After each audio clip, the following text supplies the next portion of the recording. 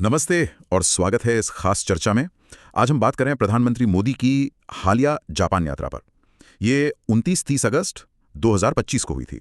और देखिए, ये यात्रा अपनी टाइमिंग की वजह से ना काफी अहमियत रखती है। हाँ बिल्कुल, इसका जो समय था वो बहुत महत्वपूर्ण था।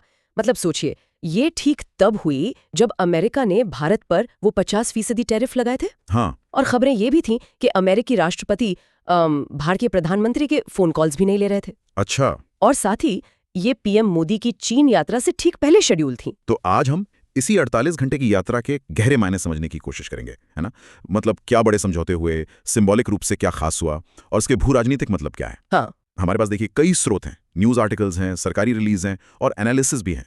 तो चलिए शुरू करते हैं। ये कोई ऐसी रूटीन डिप्लोमेटिक विजिट नहीं थी। नहीं, बिल्कुल नहीं। ये भारत की जो स्ट्रेटेजिक ऑटोनॉमी है उसकी एक बड़ी झलक थी। सही कहा। ये यात्रा साफ दिखाती है कि भारत कैसे बड़े देशों के साथ अपने रिश्ते मजबूत कर सकता है, भले ही उस पर किसी और शक्तिशाली देश जैसे अमेरिका का दबाव क्यों ना हो। चलिए शुरुआत करते हैं जापान की तरफ से मिले उस शानदार स्वागत से।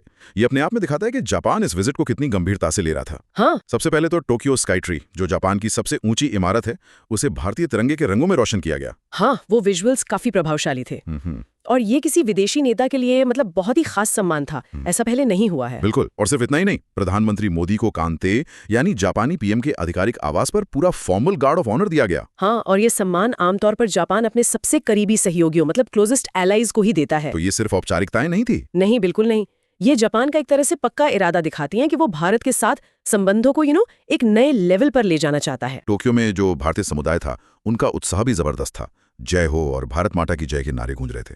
हाँ, वो तस्वीरें भी आई थीं। एक दिलचस्प वाकया भी हुआ। एक जापानी नागरिक थी, उन्होंने अपना नाम राजस्थानी मधु बताया। उन्होंने हिंदी में पीएम का स्वागत किया और एक भजन भी गाया। अच्छा, ये तो बड़ा दिलचस्प है। ये कल्चरल कनेक्शन दिखाता है। हाँ। और देखिए, यहाँ एक और गहरा प्रतीक जुड़ा है। वो शोरिनजान दारूमाजी मंदिर के जो मुख्य पुजारी थे, रेवरेंड सेइशी हिरोसे, उन्होंने पीएम मोदी को एक दारूमा गुड़िया भेंट की। हाँ, मैंने पढ़ा था उसके बारे में। वो गुड लक चार्म होता है ना। हाँ, पारंपरिक जापानीज गुड लक चार्म। और ये बोधि धर्म पर आधारित है। एक भारतीय भिक्षु जो करीब माना जाता है 1500 साल पहले कांचीपुरम से जापान आए थे। अच्छा। तो ये महज एक तोहफा नहीं है, ये दोनों देशों के बीच सदियों पुराने, हजारों साल पुराने सभ्यतागत रिश्तों की याद दिलाता है। ये दिखाता है कि आज की जो डिप्लोमेसी है वो कैसे इतनी पुरानी साझा विरासत पर बन रही है। सही कहा, ये कनेक्शन बहुत गहरा है। चलिए अब बात करते हैं शिखर सम्मेलन के ठोस नतीजों की। ये 15वां भारत जापान वार्षिक शिखर सम्मेलन था। तो क्या बड़े फैसले हुए? देखिए, नेताओं ने अगले दशक के लिए एक पूरा साझा विजन अपनाया। इसमें वैसे तो 8 प्राथमिकता वाले क्षेत्र तय किए गए। 8 क्षेत्र? कौन कौन से? हाँ, काफी लंबी लिस्ट है। आर्थिक साझेदारी, सुरक्षा, मोबिलिटी, मानव संसाधन, टेक्नोलॉजी, इनोवेशन, पर्यावरण, स्वास्थ्य, लोगों के बीच संबंध, राज्य प्रीफेक्चर जुड़ाव और रक्षा एवं समुद्री सुरक्षा। लेकिन अगर हम ध्यान से देखें तो ये सभी भारत की आत्मनिर्भरता और जापान की भविष्य की अर्थव्यवस्था की जरूरतों को पूरा करते हैं। मेन फोकस आर्थिक सुरक्षा, टेक्नोलॉजी, टैलेंट और डिफेंस कॉपरेशन पर है। ठीक है। और इसी से जुड़ा एक अहम फैसला सुरक्षा सहयोग पर, वो नई संयुक्त घोषणा है ना? हाँ बिल्कुल। ये 2008 की जो सुरक्षा घोषणा थी उसका एक तरह से अपडेटेड वर्जन है। अपडेटेड मतलब इसे आज की जो जियोपॉलिटिकल सच्चाई है, खासकर इंडो पैसिफिक क्षेत्र की जो चुनौतियां हैं, उनको ध्यान में रखकर तैयार किया गया है। ये दिखाता है कि सुरक्षा साझेदारी दोनों देशों के लिए अब कितनी जरूरी हो गई है। बिल्कुल, बदलते वैश्विक समीकरणों में। अच्छा, अब आते हैं उस घोषणा पर जिसने सबसे ज्यादा सुर्खियां बटोरी, वो 10 ट्रिलियन येन का निवेश। ये क्या है और इसका इतना महत्व क्यों है? हाँ, ये बहुत बड़ी घोषणा थी। जापान ने अगले 10 सालों में भारत में निजी क्षेत्र से, प्राइवेट सेक्टर से 10 ट्रिलियन येन यानी लगभग $67 बिलियन के निवेश का लक्ष्य रखा है। 10 साल में $67 बिलियन। हाँ, और ये 2022 में जो पिछला 5 साल का लक्ष्य तय हुआ था उससे 2 गुना है। 2 गुना। और ये जापान की तरफ से किसी एक देश के लिए आज तक की सबसे बड़ी फॉरेन इन्वेस्टमेंट कमिटमेंट है। वाकई ये तो बहुत बड़ी बात है। बिल्कुल, लेकिन इसका महत्व सिर्फ पैसे से कहीं ज्यादा है। जैसा हमने पहले कहा, ये घोषणा अमेरिकी टैरिफ लगने के ठीक बाद आई। हाँ, टाइमिंग। बिल्कुल।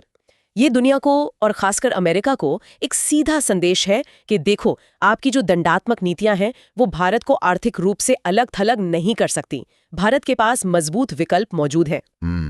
और ये निवेश किन खास सेक्टर्स में जाएगा, कुछ तय हुआ है? हाँ, 5 मुख्य क्षेत्रों की पहचान की गई है। पहला, सेमीकंडक्टर और क्रिटिकल मिनरल्स। दूसरा, क्लीन एनर्जी, खासकर हाइड्रोजन और अमोनिया। तीसरा, डिफेंस इंडस्ट्री में जॉइंट प्रोडक्शन। और चौथा, हाई स्पीड रेल नेटवर्क का विस्तार। अच्छा। और इसके साथ ही एक इकोनॉमिक सिक्योरिटी इनिशिएटिव भी शुरू किया गया है। आर्थिक सुरक्षा पहल, इसमें क्या है? इसमें फोकस है सप्लाई चेन्स को मजबूत करने पर, खासकर सेमीकंडक्टर, फार्मास्यूटिकल्स और क्लीन एनर्जी टेक्नोलॉजीज में। साथ ही 5G, 6G जैसे भविष्य के क्षेत्रों में सहयोग और महत्वपूर्ण खनिजों का भंडारण वगैरह। तो मतलब पैसा, टेक्नोलॉजी, सप्लाई चेन सब कुछ आपस में जुड़ा हुआ है। हाँ बिल्कुल। लेकिन बात सिर्फ यहीं खत्म नहीं होती। सुनने में आया कि टेक्नोलॉजी, टैलेंट और इंफ्रास्ट्रक्चर पर भी बड़े समझौते हुए हैं। हाँ, और ये पहलू शायद निवेश जितने ही या शायद उससे भी ज्यादा महत्वपूर्ण है। जैसे देखिए, एक बहुत महत्वाकांक्षी 5 वर्षीय कार्यक्रम शुरू किया गया है, जिससे भारत और जापान के बीच 5 लाख लोगों की आवाजाही आसान होगी। 5 लाख लोग? हाँ, इसमें 50,000 कुशल भारतीय पेशावर शामिल हैं जो जापान जाकर वहां की अर्थव्यवस्था में योगदान देंगे। साथ ही टेक्नोलॉजी ट्रांसफर प्रोग्राम और एकेडमिक व रिसर्च एक्सचेंज भी हैं। ये तो बहुत बड़ा है। हाँ, और ये देखिए, जापान की जो बढ़ती उम्र वाली आबादी की चुनौती है और भारत का जो विशाल युवा टैलेंट पूल है, उनके बीच एक बेहतरीन तालमेल बैठता है। ये दोनों के लिए फायदे का सौदा है, विन विन सिचुएशन। सही बात है। और टेक्नोलॉजी के मोर्चे पर आर्टिफिशियल इंटेलिजेंस AI की काफी चर्चा थी, है ना? हाँ बिल्कुल। Japan India AI initiative launch किया गया है। इसमें क्या क्या शामिल है? इसका हिस्सा है। और पीएम मोदी ने जापानी पीएम इशिबा को भारत आने का न्योता भी दिया। हाँ, फरवरी 2026 में भारत में एक AI इम्पैक्ट समिट होने वाला है, उसके लिए आमंत्रित किया। अंतरिक्ष में भी सहयोग बढ़ रहा है, ऐसा ISRO और JAXA के बीच कुछ हुआ? हाँ बिल्कुल। भारत की स्पेस एजेंसी ISRO और जापान की JAXA, इन दोनों ने मिलकर एक संयुक्त चंद्र ध्रुवीय अन्वेषण मिशन, आप कह सकते हैं चंद्रयान 5 जैसा कुछ, उसके लिए एक इम्प्लीमेंटेशन एग्रीमेंट पर हस्ताक्षर किए हैं। अच्छा। जैसा कि पीएम मोदी ने कहा, इससे एक ऐसा इकोसिस्टम बनेगा जहां इनोवेशन दोनों तरफ बहेगा, लैब्स से लॉन्च पैड तक। सेमीकंडक्टर पर भी काफी जोर था। लगता है दोनों नेताओं ने एक फैक्ट्री का दौरा भी किया। हाँ, टोक्यो इलेक्ट्रॉन मियागी लिमिटेड का दौरा किया। ये एक बड़ी सेमीकंडक्टर उपकरण बनाने वाली कंपनी है। ये दौरा सेमीकंडक्टर सहयोग के बढ़ते महत्व का प्रतीक था। और इंफ्रास्ट्रक्चर, बुलेट ट्रेन की बात भी हुई। हाँ, वो भी काफी हाईलाइट हुआ। दोनों नेताओं ने टोक्यो से सेंडाई तक शिनकानसेन बुलेट ट्रेन में एक साथ यात्रा की। ये वही टेक्नोलॉजी है जो मुंबई अहमदाबाद वाले रूट पे इस्तेमाल होगी। हाँ बिल्कुल। और जापान ने तो ये भी पेशकश की है कि वो भारत में 2030 के दशक की शुरुआत में अपनी लेटेस्ट E10 सीरीज शिनकानसेन ट्रेनें ला सकता है। अरे वाह। और पीएम मोदी ने भी भारत के एक बहुत महत्वाकांक्षी लक्ष्य का जिक्र किया, 7,000 किलोमीटर लंबे हाई स्पीड रेल नेटवर्क का। 7,000 किलोमीटर? तो ये सब मिलकर क्या तस्वीर बनाते हैं? मतलब पैसा, लोग, टेक्नोलॉजी, इंफ्रास्ट्रक्चर, ये सब कैसे जुड़ता है? देखिए, ये सब आपस में बहुत गहराई से जुड़ा है।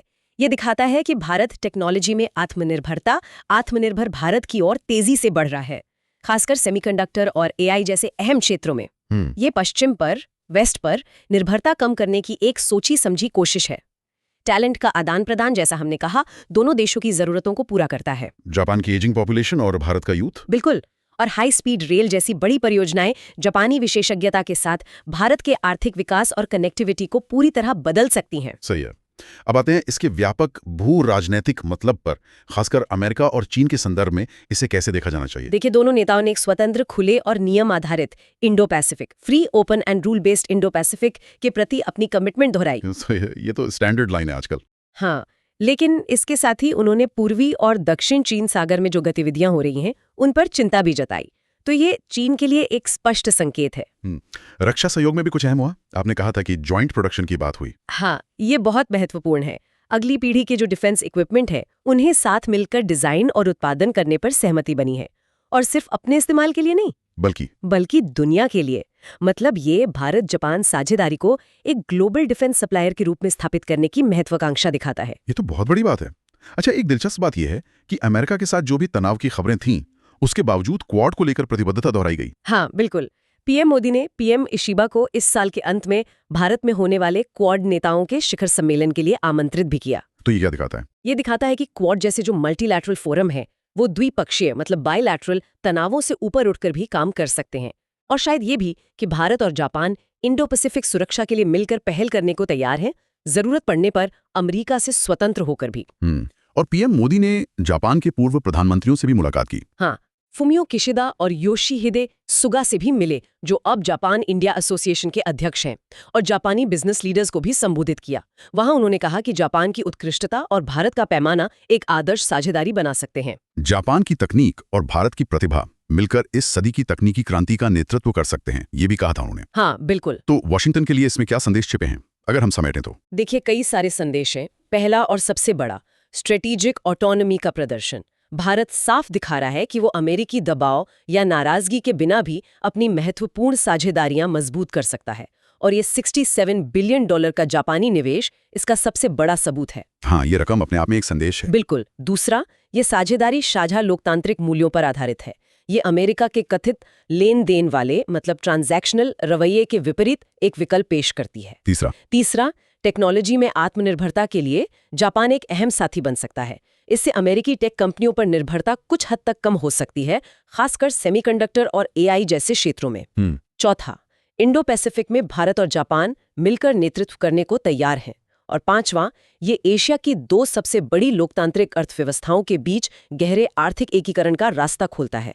ये पश्चिम केंद्रित ग्लोबल व्यवस्था से थोड़ा हटकर है। और चीन के लिए क्या संदेश है इसमें, खासकर जब ये यात्रा चीन यात्रा से ठीक पहले हुई? देखिए, ये भारत की जो संतुलन साधने की क्षमता है उसको दिखाता है।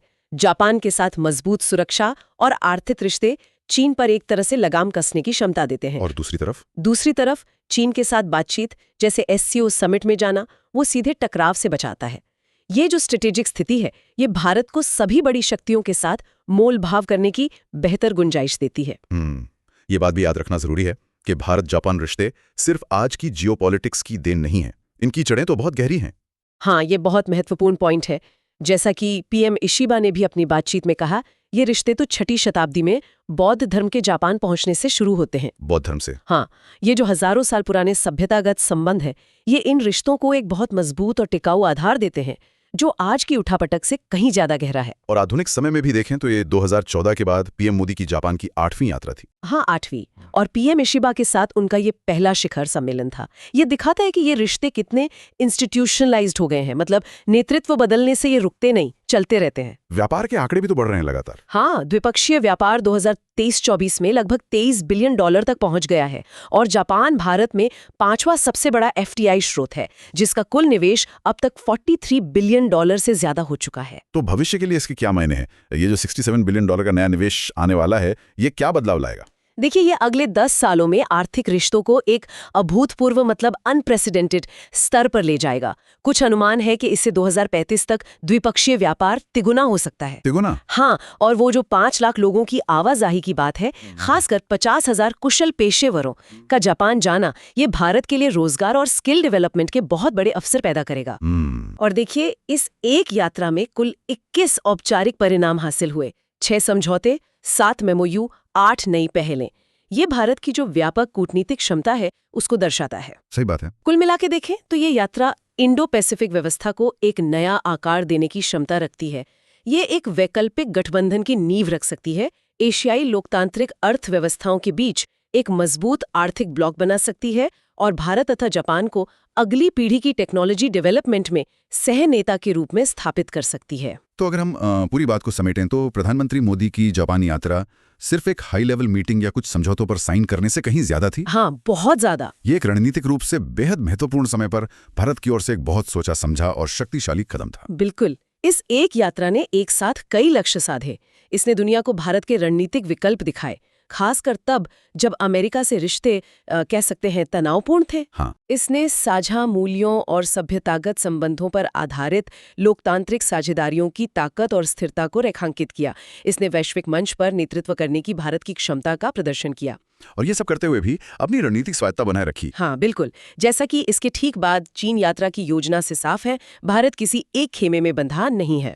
तो अमेरिकी टैरिफ और वो कथित अनदेखी के माहौल में जापान का 67 बिलियन का निवेश और टोक्यो स्काईट्री का तिरंगे में रोशन होना, ये सब वॉशिंगटन और दुनिया के लिए साफ संदेश थे। बिल्कुल। संदेश ये था कि देखो, भारत के पास पर्याप्त और मजबूत विकल्प है और वो अपनी राह खुद चुनने में सक्षम है। सही कहा। आज की इस चर्चा से एक विचार जो श्रोताओं के लिए सोचने लायक हो सकता है, जिस तरह भारत ने जापान के साथ संबंधों को गहरा करके अपनी रणनीतिक स्वायत्ता का प्रदर्शन किया, क्या हम भविष्य में अन्य मध्यम शक्तियों को मतलब मिडिल पावर्स को भी इसी तरह बदलते वैश्विक परिदृश्य में अपने हितों को साधने के लिए नए और शायद अप्रत्याशित गठबंधन बनाते हुए देखेंगे? ये दिलचस्प सवाल है। क्या ये वास्तव में एक अधिक मल्टीपोलर यानी बहुध्रुवीय विश्व व्यवस्था की ओर एक स्थायी बदलाव का संकेत है, जहां देश बड़ी शक्तियों के दबाव से परे जाकर अपने रास्ते खुद बना रहे हैं? इस पर विचार कीजिएगा।